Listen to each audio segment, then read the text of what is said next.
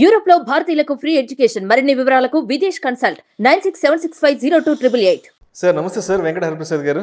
నమస్కారం విష్ణు గారు. సార్ హరిప్రసాద్ గారు, మార్కెట్లో మంచి బుల్ ర్యాలీ నడుస్తుంది. ఆల్ టైమ్ హై అనేది ఏ రోజుకి ఆ రోజు మారిపోతుంది. నిన్న మొన్న 70 గురించి మాట్లాడుకుంటే ఇవాళ 71 చేంజ్కి వచ్చేసింది మార్కెట్. సో మరి మార్కెట్లో ఈ బుల్ ర్యాలీ, బుల్ రన్ అనేది ఎప్పటి వరకు కొనసాగే అవకాశం ఉందంటారు? ఈ జోరు ప్రజెంట్ మార్కెట్ ర్యాలీకి రెండు కారణాలు చెప్పుకోవచ్చు. ఒకటి, మన economy compare with other countries చాలా స్ట్రాంగ్గా ఉంది. రెండోది, ఫండ్స్ ఫ్లో ఎక్కువ ఉంది. అంటే ఫండ్స్ ఫ్లో మ్యూచువల్ ఫండ్స్ ద్వారా, మ్యూచువల్ ఫండ్స్ వల్ల every month around 15,000 to 20,000 crores mutual ఫండ్స్లో ఇన్వెస్ట్ చేస్తున్నారు పబ్లిక్. ఆ మ్యూచువల్ ఫండ్స్ ఇన్ టర్న్ దేని ఇన్వెస్టింగ్ ఇన్ స్టాక్ మార్కెట్. ఒకవేళ ఎఫ్ఐఎస్ వాళ్ళు స్టాక్ మార్కెట్ అమ్మినా కానీ గ్లోబల్ ఎకానమీ క్రైసిస్ ఉండటం వల్ల వాళ్ళు కొంతమంది ఎఫ్ఐఎస్ అమ్మినా కానీ ఫండమెంటల్గా కంట్రీ ఎకానమీ బాగుంది కాబట్టి మన డొమెస్టిక్ మ్యూచువల్ ఫండ్స్ కానీ ఇన్వెస్టర్స్ కానీ కొనటం వల్ల మార్కెట్ అనేది తగ్గలేదు. ఇంతకుముందు అంటే అరౌండ్ ఐ కెన్ సే 95-2000 మధ్య ఎక్కువ ఎఫ్ఐఎస్ ప్రాబ్లం ఎక్కువ ఉండేది. వాళ్ళు ఎఫ్ఐఎస్ కనుక ఎక్కువ కొంటే మార్కెట్ పెరిగేది, అమ్మితే మార్కెట్ తగ్గేది. కానీ ఇప్పుడు మన డొమెస్టిక్గా కూడా ఇన్వెస్టర్స్ నెంబర్ పెరిగింది, అలానే మ్యూచువల్ ఫండ్స్ పెరిగినాయి. మ్యూచువల్ ఫండ్స్లో పెట్టే ఇన్వెస్టర్స్ పెరిగారు. ఒకవేళ ఎఫ్ఐఎస్ డెసిషన్ వాళ్ళు అమ్మినా కానీ మన డొమెస్టిక్ మ్యూచువల్ ఫండ్స్ ఇన్వెస్టర్స్ కొనటం వల్ల మార్కెట్ అనేది పడట్లేదు. So that is one reason. Second reason, ఈ టూ రీజన్స్ వల్ల మన stock market is doing very well.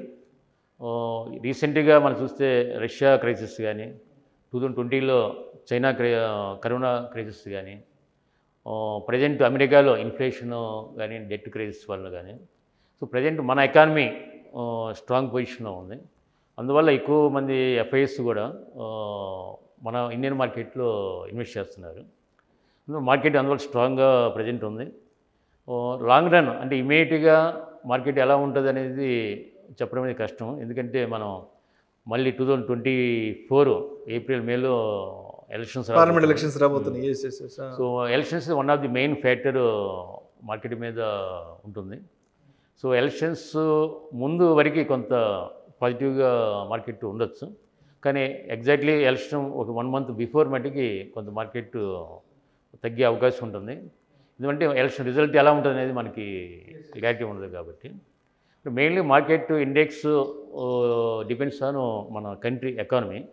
So economy బాగున్నంతకాలం, ఎక్కువ సెక్టర్స్ బాగున్నంతకాలం, ఫండ్స్ ఫ్లో బాగున్నంతకాలం ఎక్కువ మార్కెట్లోకి ఇండెక్స్ ముందుకెళ్ళే అవకాశం ఉంది. ఈ ర్యాలీ అనేది కొంతవరకు ఒక్కోసారి index correct rally index you may not give correct indication of the all companies appreciation. But so many companies index పెరగకపోయినా కానీ మిడ్ క్యాప్ కంపెనీస్ కానీ, స్మాల్ క్యాప్ కంపెనీస్ కానీ పెరిగే అవకాశం గ్యారంటీ ఉంటుంది. బట్ ఎలక్షన్ తర్వాత బీజేపీ కనుక కంటిన్యూ అయితే డెఫినెట్గా మార్కెట్ ఈ బుల్ రన్ స్టార్ట్ కంటిన్యూ అవుతుంది. కాంగ్రెస్ కానీ గవర్నమెంట్కి వస్తే మటుకు డెఫినెట్గా కొంతవరకు మార్కెట్ కరెక్షన్ అయ్యి డల్ అయ్యి మార్కెట్ నెగిటివ్ ట్రెండ్ ఒక ఫ్యూ మంత్స్ కంటిన్యూ అవ్వచ్చు. బట్ లేటరు కంట్రీ ఎకానమీని బట్టి, కంట్రీ ఎకానమీ బాగుంటే డెఫినెట్గా ఇండెక్స్ పెరిగే అవకాశం ఉంటుంది. ఓవరాల్గా మన ఇండియన్ ఎకానమీ స్ట్రాంగ్గా ప్రజెంట్ ఉంది.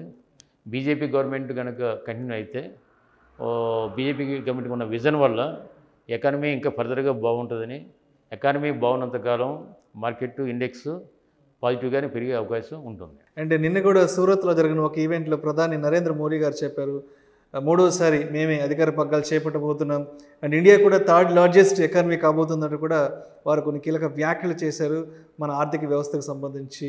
సో మరి వారు చేసిన వ్యాఖ్యలను దృష్టిలో పెట్టుకొని అండ్ మార్కెట్స్ ఇంకా ఎంత అగ్రెసివ్గా వెళ్తాయి అండ్ ఈ ఆపర్చునిటీ నుంచి మనం ఎటువంటి అవకాశాలని మార్కెట్ నుంచి తీసుకోవచ్చు అంటారు?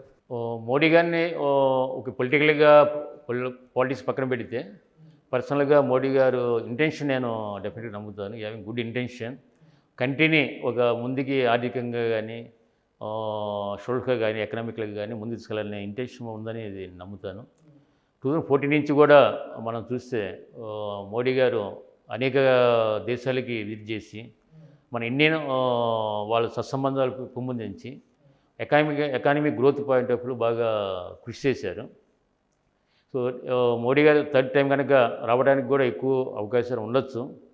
వచ్చే డెఫినెట్గా మనం అతను విజన్తో ఇప్పుడు 10 years చేసిన డెవలప్మెంట్ ఈ 10 yearsలో ఈ create one foundation in India infrastructure.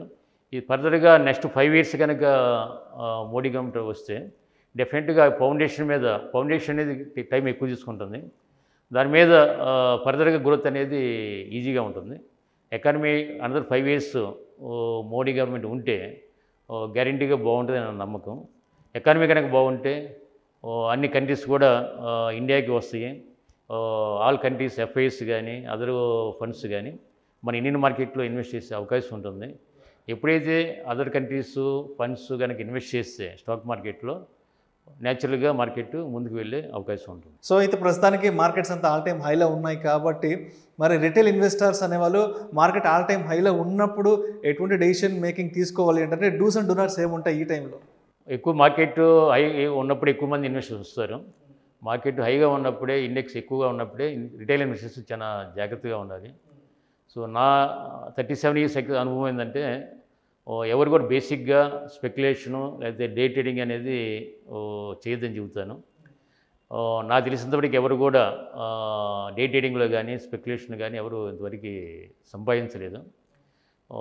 కాకపోతే రీసెంట్గా టెక్నాలజీ పెరగడం వల్ల ఆల్గరిథం అలా టెక్నాలజీ వల్ల కొంతమంది ఆ టెక్నికల్గా గ్రాఫ్స్ ద్వారా కొంతమంది సంపాదించి ఉండవచ్చు. బట్ ఓవరాల్గా మై సజెషన్ గ్యామ్లింగ్ లాంటి కానీ డే ట్రేడింగ్ కానీ స్పెక్యులేషన్ కానీ చేయకూడదు. ఎప్పుడైతే మార్కెట్ బాగా పెరిగిందో ఇండెక్స్ కొన్ని సెలెక్టివ్గా మనం కన్జర్వేటివ్గా అప్రోచ్ ఉండాలి. వెరీ ఫ్యూ సెక్టర్స్ మంచి మేనేజ్మెంటు ఫండమెంటల్ స్ట్రాంగ్గా ఉన్న కంపెనీస్ ఏవైతే ఎక్కువ రేటు పెరగని షేర్స్ ఉంటాయో స్టిల్ కొంత షేర్స్ అండర్ వాల్యూ ఉంటాయి. అలాంటి షేర్స్ని సెలెక్ట్ చేసుకొని జాగ్రత్తగా ఇన్వెస్ట్ చేయాలి. So we should not go along with market. Thank you so much Venkata Hariprasad గారు. మార్కెట్స్లో ఈ బుల్ ర్యాలీ అనేది ఎప్పటి వరకు కొనసాగే అవకాశం ఉంది, మార్కెట్ ఆల్ టైమ్ హైలో ఉన్నప్పుడు రిటైల్ ఇన్వెస్టర్స్ అనే వాళ్ళు ఎటువంటి జాగ్రత్తలు తీసుకోవాలనే అంశం గురించి మీ విశ్లేషణ ద్వారా ప్రేక్షకులకు చాలా చక్కగా తెలియజేశారు. Thank you so much sir. Thank you అండి. Thank you.